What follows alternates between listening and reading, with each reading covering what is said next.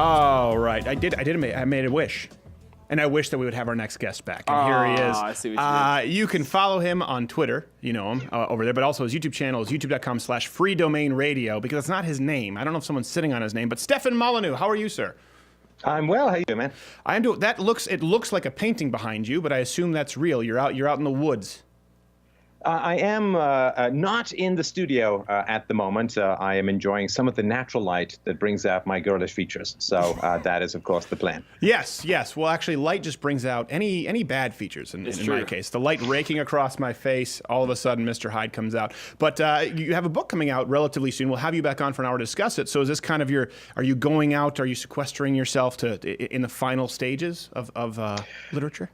The end of a book. Recording the end of a book production, it's basically like trying to land a helicopter into the side of a mountain blindfolded in cyclone. So yes, I'm trying to sort of really focus on what needs to get done in the world to finish this up. So yeah, I'm not in the studio at the moment. You know, it's funny because Nage Gerardos used to use it as an excuse. He would say he was finishing his book to go to the Super 8.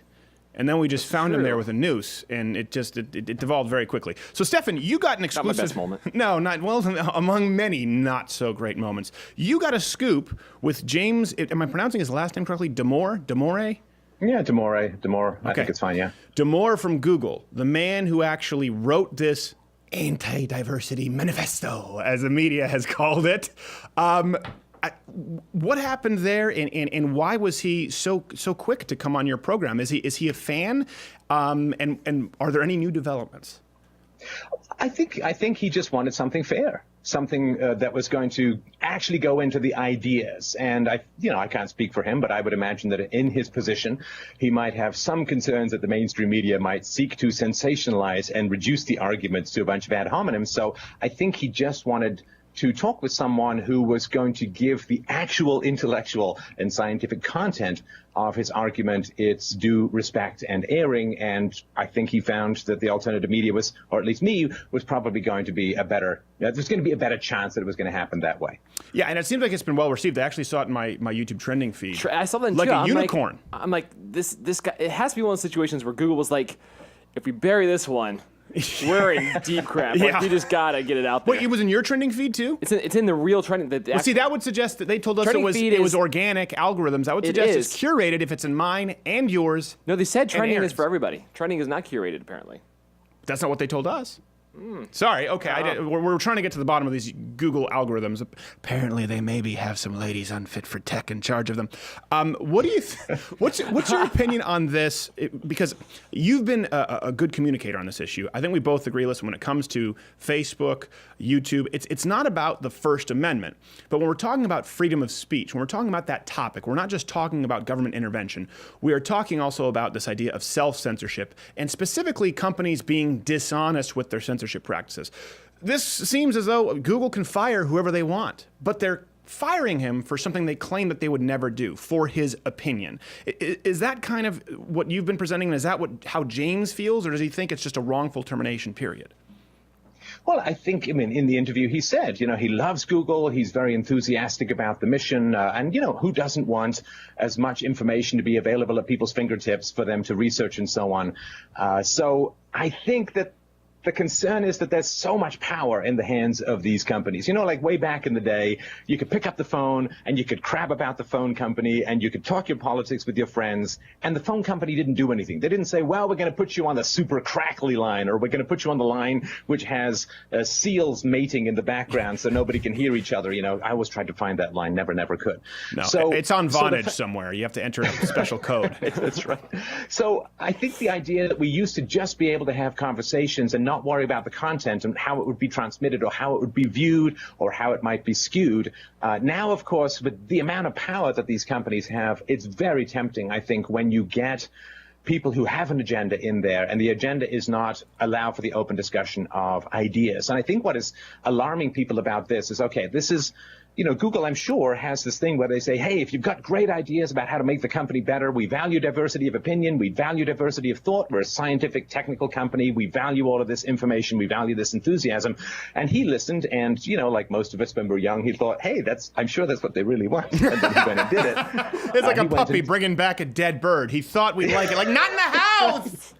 I chewed its head off for you so you could get to the juices quicker, right? So he listened, like most of us when we're young, we listen to what people say they want and we think that they're realistic. You know? Right. I want a gentleman. Anyway, but so I think that he, with great enthusiasm, went in and said, I've got a way to make this diversity thing work better. Let's start with the science. Let's design things to leverage gender strengths and avoid weaknesses and so on. And a lot of this stuff has come out of feminism as well, saying here's how we can balance work and family. Here's how we can leverage women's strengths and so on. So he went out and he did this. And I think if you look at the ferocity with which he was dealt with internally, I think people do have a concern that they may not be objectivity in how Google approaches data. And that, of course, makes people feel nervous about everything else. Yeah, and I do think it's important. We talked about this with Joy Villa, and I think we'll probably talk about it with Roaming Millennial. When the media, it's a perfect example of, my God, when we started the show, people thought CNN was still actual news. When you and I were starting in our den out of Detroit. I was guilty of it. You were guilty of it, and you were relatively conservative naturally. You just weren't as plugged in. But when you see them say, Anti-diversity manifesto says females unfit for tech jobs.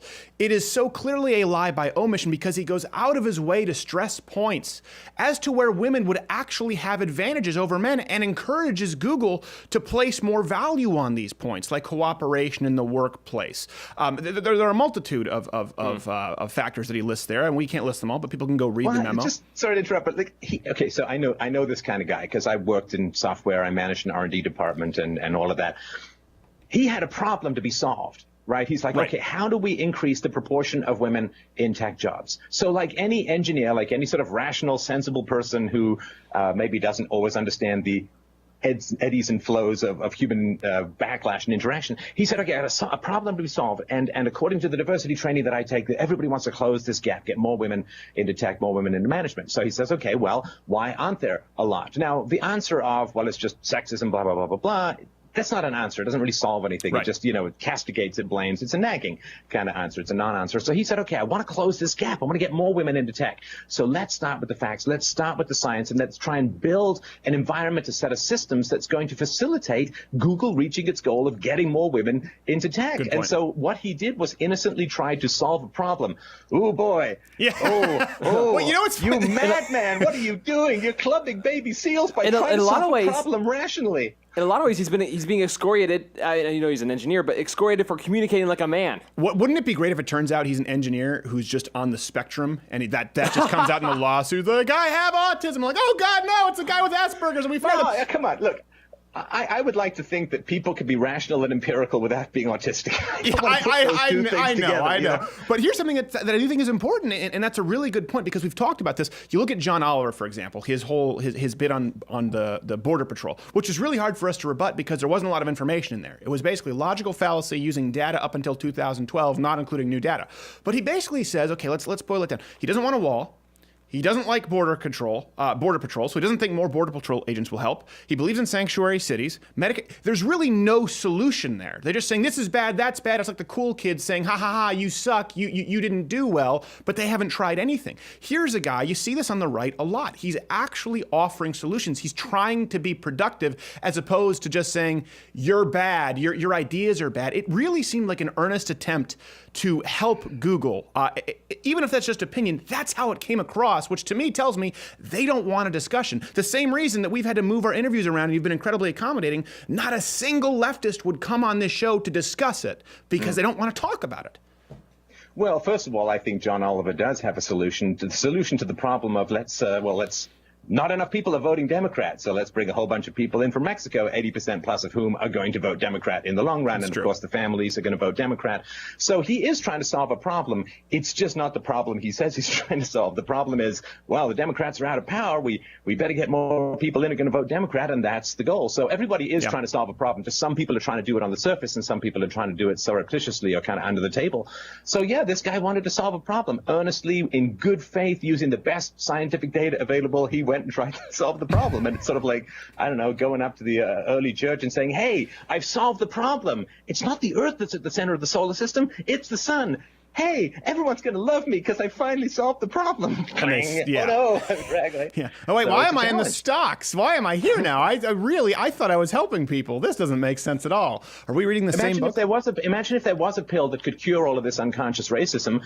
boom, you take it, and now there's no such thing. Well, an entire multi-billion-dollar industry bites the dust. You know, it's important to recognize there are people with entrenched interests who want to keep social problems going. It is where they make their money. It's the friction which produces the sparks of their income. Yeah. Otherwise, Al Sharpton would be outside rattling a tin cup, and people wouldn't give it to him because they think he'd be using it to buy drugs. Probably right, too. Probably right. So we had a meeting with YouTube in New York. I remember they brought us out, and there were a lot of other conservatives there, and they did talk about how they wanted to correct some issues. And then, remember, the conversation kind of ended up moving on, and they asked us, have you thought about changing your content? And I swear to you, and there's some very nice people. There are a couple people there who behind the scenes really want to help, but they're so terrified. They're like a beaten child. Hey, Satanists, I've got a great idea. Different God. How does that work for you? Would that help you out quite a bit? Yeah. Worship Bob Marley. Everybody loves that guy. Well, I'm a LaVeyan Satanist, so technically I don't believe in God. Oh my God, you're missing the point. But yes, it really was. Do you think about changing your content? And they said, well, with restricted mode, we really say could a 6-year-old watch it? And that's when I said, oh, okay. Started reading it. Here we go. What was it? It was shame on a nigga who tried to run game on a nigga. I'll fuck your ass up. You'd show this to your 6-year-old? And they were like, oh, you could like they had a heart attack. I'm like, listen, I'm not. This is unrestricted. I think that is part of leftist sex education for 6-year-olds. Yes, I think that is pretty much the textbook. So that's important to put in consideration. Yeah, that after they put a condom on a banana. This goes alongside with the labeling thing too, right? So I've got a video that's happening at the moment, which is my interview with the guy from Google. And yeah, so a bunch of news outlets and media outlets have written about it. And you know, it's like Gollum with the ring, you know, because they know the right thing to do is to present the arguments and let the audience decide for themselves. They know that that's the right thing to do. That's the responsible thing to do. But they just can't help themselves. They have to put Stefan Molyneux, noted alt-right, whatever it's going to be, right? They can't stop themselves. They can't not frame it. They can't not give you the words that are supposed to make you think negatively of the person. They can't just say, here's the arguments, here's the perspective, here's the sources, here's the data, decide for yourself. It's like, no, we can't. We have to condition what it is that you're going to say. And I think that's the difference. You and I and the alternative media, as it's called, I trust my audience. I'll present the arguments, let them think for themselves. But the mainstream media, they can't resist having to frame it. I mean, Dr. Jordan Peterson, alt-right, are you kidding me? This is ridiculous. But they just can't help themselves. If it's an opinion they don't like or an argument they don't like, they have to frame it with some snarky negative comment. They just and I think that's a huge difference. People pick up on that a lot. Yeah, I think that's a good point. Speaking of problems, okay, so I'm interested in your opinion here because you're obviously a big Trump supporter, but you've been a longtime pacifist. Where are you on the North Korea issue? Is that a quandary at all? I'm a big fan of self-defense, so I'm not a pacifist insofar as let the tank roll over you and don't do anything. So I'm a big fan of self-defense. You know, those of us who are old enough to have lived through the hysteria regarding the weapons of mass destruction under Saddam Hussein, I got to tell you, it's a burn that doesn't heal. You know, that was a significant, like, Middle East destabilizing, Europe collapsing kind of burn. So I'm very skeptical when I hear all of this weapons of mass destruction stuff. And going back to like Jimmy Carter and Bill Clinton, they're the guys that they delivered a nuclear reactor to the guy. They said, yeah, go for it. It's going to make the region so much more peaceful. Of course, that is never talked about in the mainstream media. But it's a very, very tempting thing to think, well, you march in there. And you just go and replace the regime, and I think it would turn out different than Iraq. It's like the average IQ in the Korean Peninsula is like 105, 106. It's very, very different from the Middle East. So there is more of a chance. You know, I mean, you drop nukes and endless I don't amounts think that changes weapons. So much though because of the brainwashing. You know, you kind of remove IQ from any portion of the equation because everyone, you know, they believe that actually dear leader can read their thoughts. I mean, it's crazy the stuff that people believe.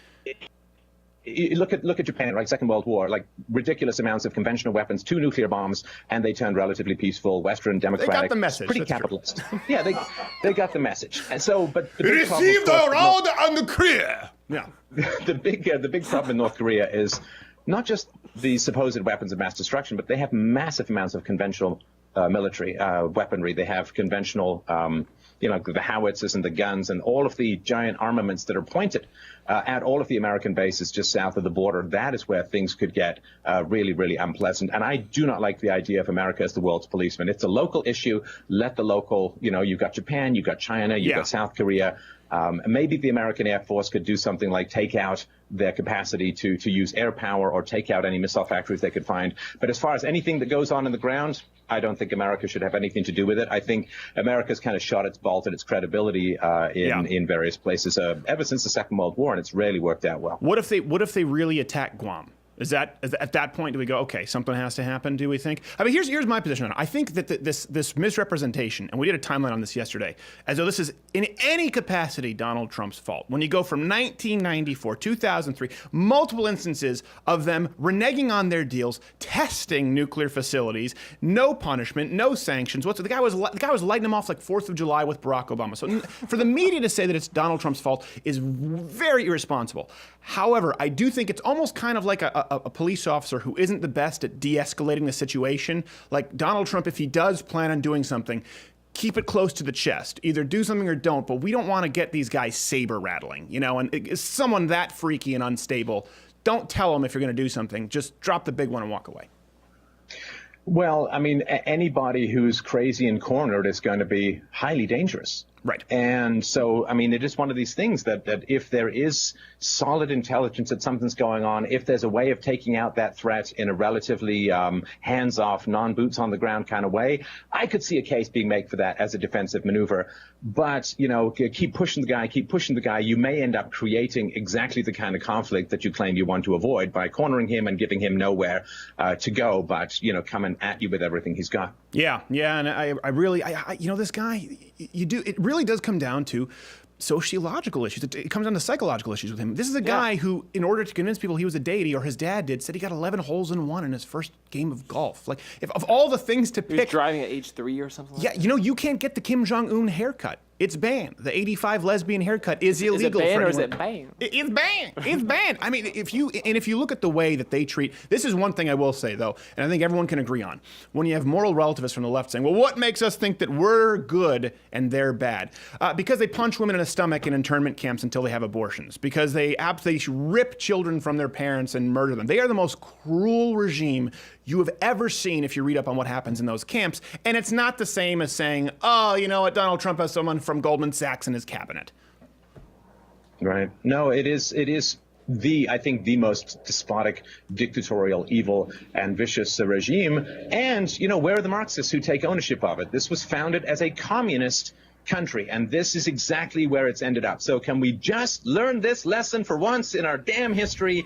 This is where communism leads. This is where expanding state control over the economy, over personal lives. This is where it all leads. This is the end goal. Concentration camps, starvation, a huge elite. And what is his father? They plucked the feathers of 10,000 little fluffy birds to make his pillows. I mean, it's completely psychotic, insane, evil, dictatorial, monstrous mess. And I want the Marxists to step up and say, "Oh yeah, he's one of us. This all started with us." Yeah, well, it's almost as bad a regime as Google, and I blame the evil of the North Koreans on religion. As you know, they are the cause of all wars, like we see in North Korea.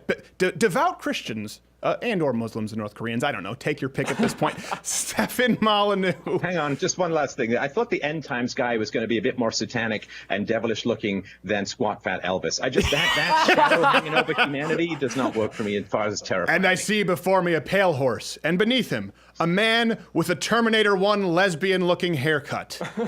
And hell followed with him. Karaoke ends the world. Yeah, I know. It really is what you expect the devil to be charming or really scary. This is it's kind of laughable. Stefan Molyneux on Twitter, on YouTube, it's Free Domain Radio. Get that right. Free Domain Radio. He has a book coming out. When it comes out, we will have him back for an hour. Stefan, thank you. And please, everyone, go watch his interview with James Damore. Thank you so much for being here, sir. We appreciate it. Thanks, my friend. A great pleasure. Roman Millennial next.